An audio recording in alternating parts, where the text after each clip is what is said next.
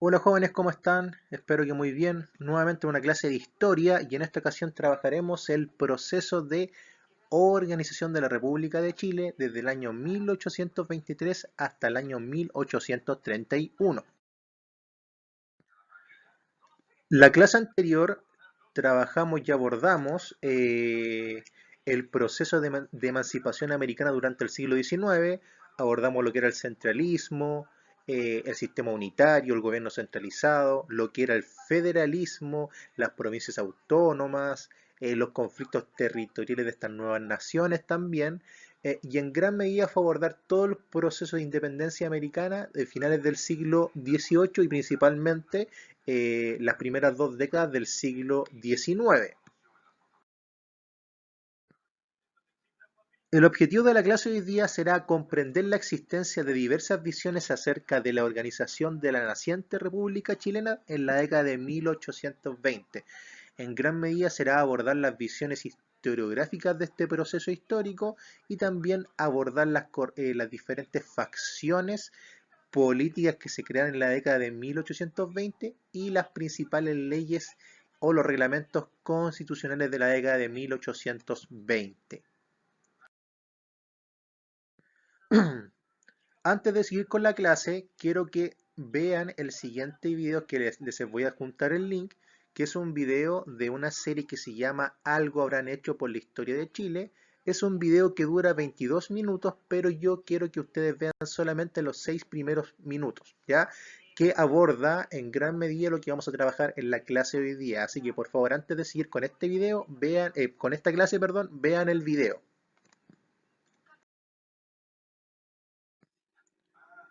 Ya, una vez que vieron el video, seguimos con la clase y muchos puntos que se van a conectar con lo que ustedes vieron, con lo que yo voy a ir hablando, ¿ya? Lo primero, una vez que surge este proceso de independencia americana, en el siglo XIX, en las dos primeras décadas principalmente, surge un ideal de cómo organizarse republicanamente en gran parte de América Latina y también en el caso de Chile. Cómo iba a ser la política chilena, cómo iba a ser la forma del Estado, si era unitario, centralista, si íbamos a ser conservadores, liberales, cómo iba a ser la economía de nuestro país porque ya no dependíamos de España. Por ende, lo primero, se conforman grupos políticos con diferentes visiones de sociedad y formas de organizar el régimen republicano. Se conforman diferentes grupos políticos, facciones políticas, bandos políticos, ¿ya? Como por ejemplo los pipiolos, pelucones, tanqueros, higuinistas, federalistas que voy a abordar en las siguientes diapos. Segundo, en gran medida, este proceso de organización de la República estuvo liderado por la aristocracia o por la élite de la época, dejando de lado los sectores medios y populares. Siglo XIX y siglo XX de Chile en gran medida fue liderado y gobernado por la aristocracia. Y en esta aristocracia surgen estas pugnas de diferencias ideológicas, diferencias de pensamiento, también diferencias de religión. Y este proceso, desde el año 1823 hasta el año 1831, es el proceso de organización de la República de Chile. No lo olviden, desde la abdicación de Bernardo O'Higgins a ser director supremo hasta la instauración del régimen de José Joaquín Prieto con el primer gobierno del orden conservador.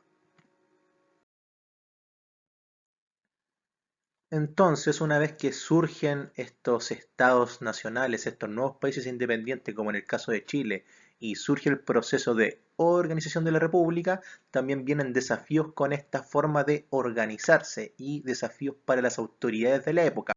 Primero, había que conciliar distintas visiones políticas, o sea, llegar a un consenso, a un acuerdo, porque existían diferentes ideologías para poder organizar el país. Habían ideologías de conservadores, habían ideologías de liberales y también habían ideologías de federalistas que lo vamos a explicar con mayor detalle en las diapos siguientes.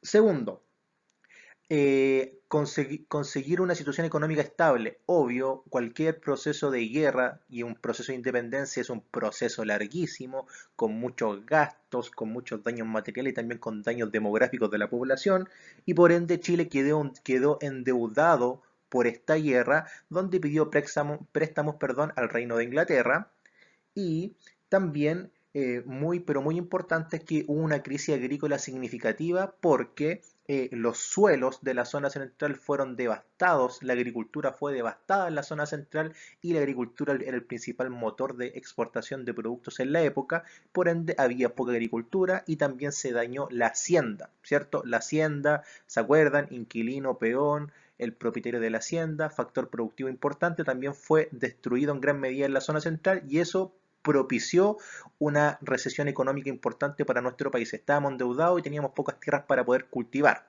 Punto 2. Tercero, sería crear una identidad propia. Chile no tenía identidad propia, éramos recién un país independiente y teníamos gran parte de nuestra identidad estaba ligado al dominio que tuvimos bajo los españoles. Por ejemplo, las instituciones eran españolas, como los cabildos. La influencia de la Iglesia Católica sigue presente hasta el día de hoy en Chile. Por ende, teníamos que buscar una identidad propia y esto era un cambio progresivo, no era un cambio de un momento para otro. ¿Ya? También muy importante es volver a destacarlo, las características del mundo colonial, del proceso colonial, de siglos de lucha entre Chile, entre chilenos y españoles, seguía arraigado, seguía en la identidad nacional. Y por último, comentar que la hacienda, la sociedad con poco movimiento y la Iglesia Católica siguieron presentes en gran parte de Chile en el siglo XIX, legado de la época colonial. Por ende, necesitamos buscar una identidad propia, chilena, nueva. Y por último, en la defensa del territorio nacional, que este punto lo vamos a abordar con más detalle en las unidades siguientes, pero en gran medida se buscaba consolidar la soberanía nacional, o sea, defender el territorio de Chile, que comenzaba en Copiapó en esa época y terminaba en Tierra del Fuego y en la Patagonia, y por ende, si Chile consolidaba la soberanía nacional, se posicionaba de una buena forma en la región americana, quedaba como un país económicamente estable y un país políticamente estable y este proceso de consolidación de la soberanía nacional se potencia después del año 1860 que vamos a abordar en las siguientes sesiones. Estas son las facciones políticas de Chile de 1820. No habían partidos políticos, habían bandos o corrientes políticas. Todos son de origen social aristócrata, ¿ya? De la élite gobernante de la época de Chile del siglo XIX y Chile del siglo XX. Habían dos ideologías claras. O eras conservador o eras liberal. Si eras conservador, apoyabas a la Iglesia Católica y a un gobierno centralizado, y si eras liberal, apoyabas el pensamiento liberal social, político y económico. Pelucones son conservadores, pipiolos es lo mismo que liberal, ¿ya? En la organización del Estado, habían dos formas de organizar el Estado. Un Estado unitario, como el Chile actual, ¿cierto? Un solo centro político, un gobierno centralizado y un gobierno fuerte, o un Estado de tipo federal, donde habían provincias autónomas que se gobernaban y que no dependían tanto del gobierno central, como es el caso de Santiago, un claro ejemplo. Y el rol de la iglesia también fue variado. Tanto los pelucones como los estanqueros y en cierta parte también los o'higginistas estaban a favor del catolicismo, ya que la iglesia tuviera un rol importante dentro de la sociedad, y mientras los pipiolos y los federalistas también estaban a favor de la iglesia católica, pero también que se permitiera la libertad de culto, o sea, la libertad de practicar otra religión que no sea solamente la religión católica. Ya, lo siguiente es un pequeño análisis de fuente. Importante y síganme por favor. Ya, vamos a analizar el recurso 59 y tienen que hacerlo de esta forma para que les vaya excelente en las siguientes pruebas y evaluaciones. Primero, hay que analizar muchas cosas, contextos, contexto, idea principal, quién escribe, cuál es la intención de por qué escribe, ya, y que lo vamos a desglosar en la siguiente diapo. Leamos. El siguiente texto da cuenta de la visión del historiador Sergio Villalobos, chileno, sobre los problemas iniciales de este proceso de organización de la República. En el plano económico-social, el rastro de la independencia era muy negativo porque quedó la grande en todo el territorio nacional. El financiamiento de la lucha había obligado a establecer nuevos impuestos y se había exigido a la gente que contribuyese con sus bienes. Películas lo dicen que gran parte de los sectores medios y la aristocracia tuvo que financiar este proceso de independencia chileno. Algunas áreas rurales habían quedado arrasadas para no dejar recursos al contendor y tanto los gobiernos realistas como los patriotas habían despojado las haciendas a sus enemigos creando un desorden en el campo. Práctica muy importante durante la guerra de independencia, ¿cierto? Destruir el campo rival para que no lo pueda utilizar para alimentarse. Además, el cierre momentáneo del mercado peruano para el trigo chileno y otras perturbaciones del comercio habían deteriorado la fortuna de los particulares. Mercado peruano después del terremoto, Chile exportó muchos productos para allá. Villalobos, Chile y su historia, Santiago de Chile, año 2003. Una vez que tengan presente eso, vamos a responder vamos a analizar esta fuente. La de acá es su tarea que tienen que realizar. Tienen que leer la fuente. Esta es una fuente del escritor Simón Collier que da a conocer cómo Chile en el siglo XIX y cómo la historia de Chile en gran medida está orientada con el tema de la gobernabilidad, con el tema de las instituciones, ¿ya? Y cómo el lazo que existe entre el territorio y la población. Teniendo en consideración eso, pasamos a la siguiente diapo. Entonces, como saben, el recurso 59 lo voy a responder yo y el recurso 58 lo tienen que responder ustedes con esta misma dinámica, con estas mismas preguntas, ¿ya? Primero, ¿qué tipo de fuente es el recurso 59? ¿Es una fuente primaria o secundaria? ¿Es directa o indirecta? Es exacto, es una fuente secundaria porque fue escrita por Sergio Villalobos. Sergio Villalobos no vivió el proceso y es indirecta, no fue en el mismo proceso histórico. Acuérdense, las fuentes primarias son del momento, por ejemplo, un diario de la época, una biografía de la época, un comentario de la época, las investigaciones periodísticas o analizar una fuente primaria automáticamente pasa a una fuente secundaria. Entonces, fuente secundaria indirecta. El autor es Sergio Villalobos, un escritor chileno que ha escrito muchos libros relacionados con la historia de Chile. Él escribió la historia de Chile desde la conquista hasta el siglo XX. Es escritor. ¿Y por qué escribo? Comenta porque quiere intentar y dar a conocer lo que estaba pasando en Chile después del proceso de independencia. ¿Cuál es el contexto? ¿En qué momento se redacta la fuente? Él la redacta la fuente en su libro en la actualidad, siglo XX, comienzos del XXI, pero si nos vamos al contexto de la fuente y el proceso histórico en sí, está hablando del proceso de organización de la República de Chile, ¿ya? ¿Y a qué problema hace referencia cada uno de los documentos? Solamente voy a responder el del recurso 59. Hace el problema de que Chile tenía muchos problemas económicos, políticos, sociales después de la independencia y estábamos ya endeudados, nos dio a entender, y que teníamos que buscar la forma para poder organizar el país de buena forma, de una forma correcta. Eso con el recurso 59. Ustedes tienen que hacer lo mismo con el recurso 58. ¿Qué tipo de fuente es? ¿Quién es el autor? ¿Quién es Simon Collier? Tienen que investigarlo. ¿A qué se dedica? ¿Por qué lo escribo? ¿Lo comenta la fuente? ¿Cuál es el contexto en el que redacta la fuente? Y también el análisis. ¿Cuál es la intención del autor al crear esta fuente, al escribir? ¿Ya? ¿Cuál es el problema principal de la fuente? Eso tienen que hacerlo, por favor. Ya, luego de analizar la fuente de Villalobos y de Collier, ustedes nos vamos con los diferentes reglamentos, leyes o constituciones después de 1823. Después de que abdica O'Higgins, desde la 1823, 1826 y 1828 se propusieron diferentes reglamentos constitucionales. En el caso de 1826 son las leyes federales de José Miguel Infante. ¿Ya? Vamos a analizar cada reglamento de forma muy, pero muy global. Primero, Juan Egaña fue el autor de la Constitución del año 1823, conservador, pelucón, ya importante, promovía un Estado unitario, muy importante, dos cámaras, Cámara de Senadores y Cámara de Diputados, y también un sufragio de tipo censitario, o sea, que la gente que podía votar eran hombres alfabetizados, con riquezas que sabían escribir y leer, o sea, la aristocracia. ¿Cuál era la ideología? ¿Cuál era el pensamiento espiritual de esta constitución? El tema de la moralidad. Chile estaba destruido moralmente por lo que había pasado con el tema de la independencia y había que reponer la moralidad, la ética dentro de la sociedad. Entonces, también él proponía el tema de la religión católica como oficial y obligatoria para todos los miembros del Estado de Chile. Eso es muy importante tenerlo presente.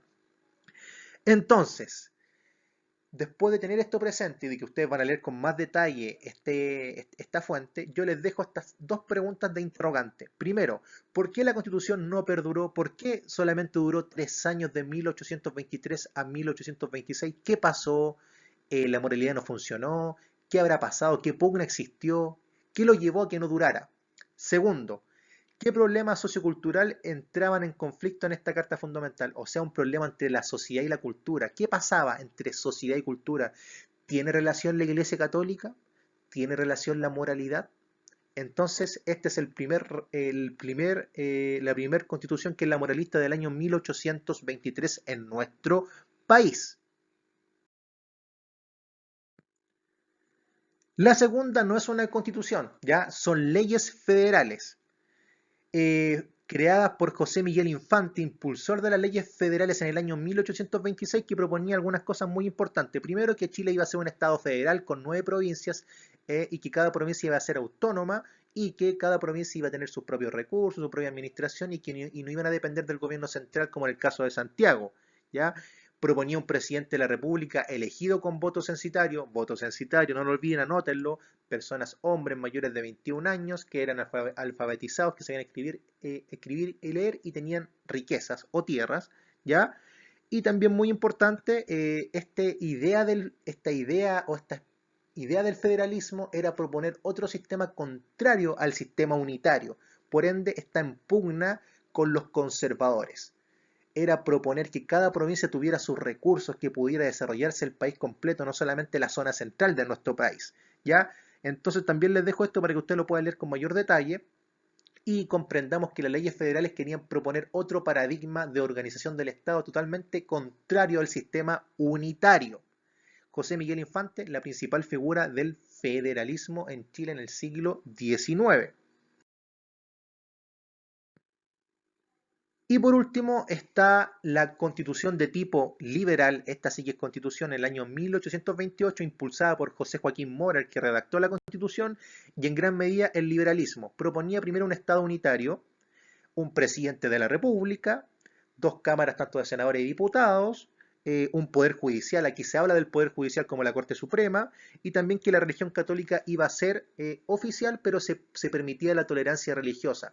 Entonces, el espíritu de esta constitución era poder implementarle la libertad a nuestra nación, impregnarle el ideario liberal, social, político y económico y que no fuera un ideal unitario. Por ende, es muy importante que en esta constitución se promueven las libertades individuales, se promueve el desarrollo de la ciudadanía, el desarrollo de las personas, ¿ya? Entonces, para ir terminando esto, se pueden dar cuenta que hubieron dos constituciones, unas leyes federales en aproximadamente 5 años, 1823, 1826 y 1828. Y les dejo dos preguntas entabladas. ¿Por qué no perduró la constitución? ¿Qué pasó? ¿Qué habrá pasado con este ideal liberal? ¿Por qué no duró? ¿Por qué duró tan poco? ¿Por qué después se cambia en 1833? ¿Qué habrá pasado? ¿Cuál es la problemática clave? ¿En qué ámbito se puede reflejar el ideario liberal? ¿En qué ámbito de la fuente, en qué ámbito de lo que yo he comentado se puede ver reflejado el ideario liberal social o el ideario liberal político? Acuérdense, ¿ya? Muy importante eso. Y acá nos vamos los elementos en común y los elementos de diferencia de las constituciones. Primero, en común, todos querían promover el carácter republicano. Ninguno quería ser un gobierno autoritario.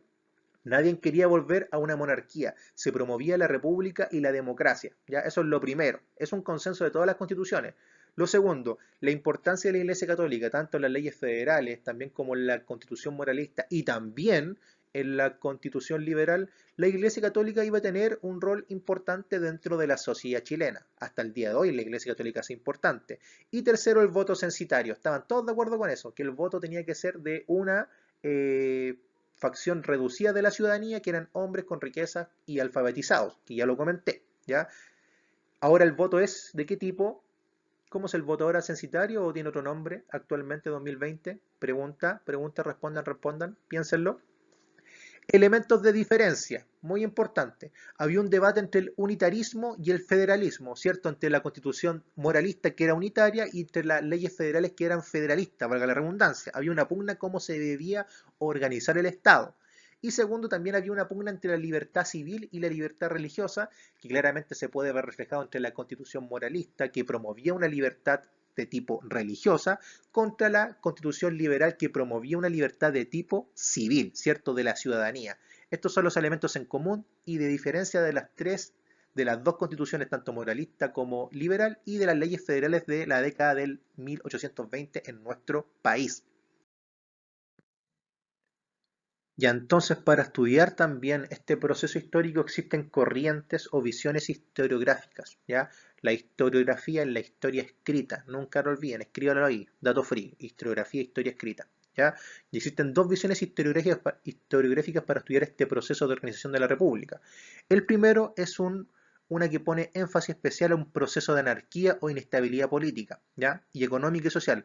Había inestabilidad después del proceso de independencia, muchos problemas sociales, económicos y políticos, y había un proceso también de anarquía, ¿ya?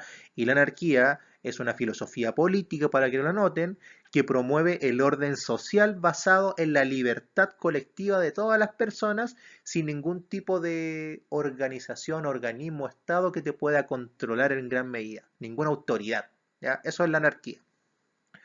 Y había otra visión que decía que todo lo que hemos trabajado, que la constitución moralista, que las leyes federales y que la constitución liberal, fue un proceso conocido como proceso de ensayos constitucionales y también un proceso de aprendizaje político, porque Chile, una vez que se fue equivocando con las constituciones, se podría decir así, fue aprendiendo cómo se iba a organizar, ¿ya? Son las dos visiones que son muy importantes tenerlas presentes.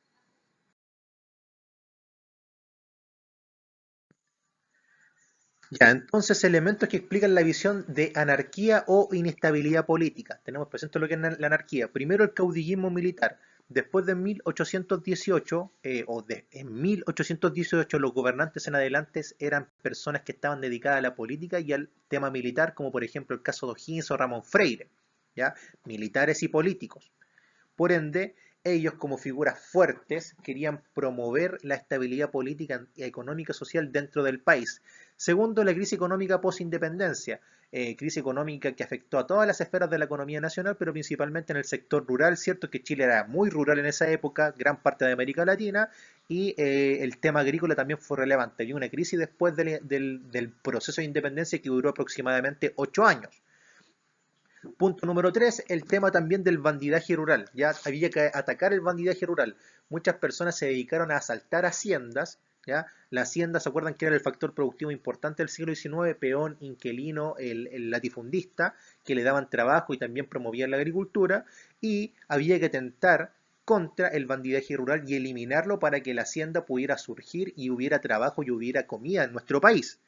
Y por último, también es muy importante tenerlo en mente, es el tema de los gobiernos de corta duración. Pensemos, 1823, una constitución, 1826, otra constitución, 1828, otra constitución, 1830, guerra civil, que lo vamos a abordar, 1831, otro presidente, José Joaquín Prieto. Por ende, en 10 años hubieron muchos gobernantes y también habían pensamientos políticos disímiles, o sea, totalmente diferentes. Unos pensaban liberales, otros pensaban conservadores. Es como la actualidad, existen pensamientos políticos disímiles en la actualidad política chilena. Ya, por último, ¿qué elementos explican esta visión de ensayos constitucionales o aprendizaje político? Primero, muy importante, la confianza en el poder de la ley para modelar conductas en la sociedad. ¿Ya? Las constituciones decían en gran medida, acuérdense, en constituciones, pilares fundamentales para gobernar un país, para administrarlo, ¿ya? Que era la forma precisa para que se pudiera ordenar. Debían existir leyes claras, debía promoverse la moralidad, debía promoverse la libertad, debía promoverse el pensamiento religioso. Por ende, una carta fundamental iba a promover eso, un ordenamiento dentro del país. Segundo, la confianza en las virtudes ilustradas. Eso es muy importante, que también trasciende las constituciones y las leyes federales. El pensamiento ilustrado y las ideas ilustradas que llegan a finales del siglo XVIII y comienzos del siglo XIX, principalmente a Chile, se aplican en las constituciones y se aplican dentro de la sociedad chilena para que pueda haber un desarrollo integral dentro de la comunidad y la sociedad nacional. Tercero, el debate político. Había pugna y pensamientos políticos disímiles entre conservadores, liberales, tanqueros, higuinistas, pelucones, ¿cierto? O federalistas, ¿ya? Muy importante eso también tenerlo presente. Y por último, el aprendizaje político a través de los ensayos constitucionales. Chile fue aprendiendo cuando se fue equivocando, ¿ya? Con los ensayos fue aprendiendo, con la del 23, con la del 26, con la del 28, hasta llegar hasta la del año 1833, que fue la más importante durante todo el siglo XIX y también parte del siglo XX. Ya, y para ir terminando, les dejo estas dos preguntas para que ustedes analicen y reflexionen. Primero, ¿cómo definirías este proceso histórico? Anarquía, inestabilidad, aprendizaje, ensayo. Si tuvieran que elegir solamente uno, ¿cómo lo elegirían y por qué? ¿Cómo lo definen y por qué? Segundo, ¿cuáles son las principales diferencias entre las facciones políticas de la época en el cuadro comparativo que ustedes realizaron antes de que yo lo respondiera, que así espero que sea? ¿Cuáles son las principales diferencias políticas, sociales o económicas? ¿Ya? Esas dos preguntas. Para terminar, la clase de hoy día fue lo siguiente: trabajar el proceso de organización de la República de Chile desde el año 1823 hasta el año 1830, abordar las facciones políticas que surgen en la época, pelucones, estanqueros, pipiolos, ojiguinistas, federalistas, las diferentes constituciones como la del 23, las leyes federales del 26, Mora, José Miguel Infante, Juan Egaña en la del 23, José Miguel Infante en la del 26 y José Joaquín Mora en la del 28, moralista federal y liberal.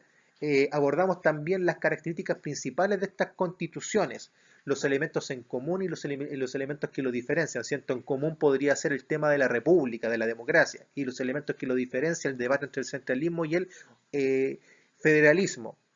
También abordamos las visiones historiográficas tanto de la anarquía o inestabilidad política y de aprendizaje político en sellos constitucionales y los principales puntos que destacan cada visión historiográfica. Y también abordamos dos fuentes importantes del recurso 59 y el recurso 58, donde yo respondí el 59 y el 58 es tarea para ustedes que me imagino que ya la realizaron. Eso fue la clase de hoy día. Cualquier duda o consulta me la hacen saber. Que estén muy bien. Saludos para ustedes y para sus familias y nos vemos en la siguiente clase de historia. Adiós.